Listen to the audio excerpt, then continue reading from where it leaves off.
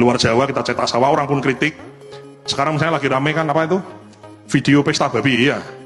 Kan seolah-olah kita ini datang cetak sawah kemudian bikin rakyat di situ sengsara. Salah. Ya, saya mau kasih lihat contoh-contoh cetak sawah yang kita lakukan, dan cetak sawah itu butuh waktu sampai dengan sawah itu bisa kemudian ditanami. Bisa ditampilkan program cetak sawahnya. Ini adalah contoh cetak sawah yang cetak sawah yang lampau yang sudah terjadi dan kemudian hasilnya itu. Ini cetak sawah lahan rawa ya di Kalimantan Tengah 51.000 hektar.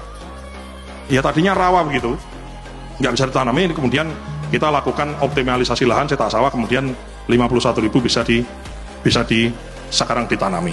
Ini adalah contoh cetak sawah di Wanam di Papua Selatan. Jadi memang daerahnya daerah berawa, Pak Menteri. Daerah berawa, kalaupun ada pohonnya itu kecil-kecil gitu loh.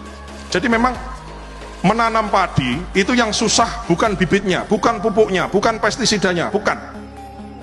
Nanam padi apapun yang susah itu bukan hanya lahannya, tapi lahan yang ada airnya.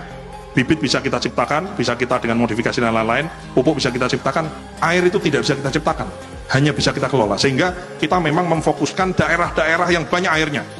Ini contoh di Papua Selatan ya, di Kuri gitu ya, di Merauke, dulunya rawa.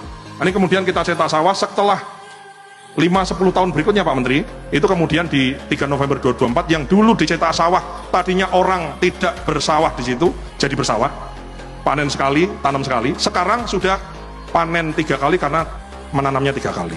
Jadi mohon maaf, dengan segala hormat, kita hormat sama semua kritik yang dialamatkan kepada pemerintah, khususnya kami di Kementerian Pertanian. Namun berdasarkan catatan sejarah kami, daerah yang kita kemudian cetak sawah, kita berikan insentif, kita latih orangnya bertani di situ, kita kasih alat mesin pertanian, kita kasih bibit terbaik, kita kelola airnya, dan di mana-mana itu kemudian hasilnya itu kemudian mensejahterakan rakyat setempat.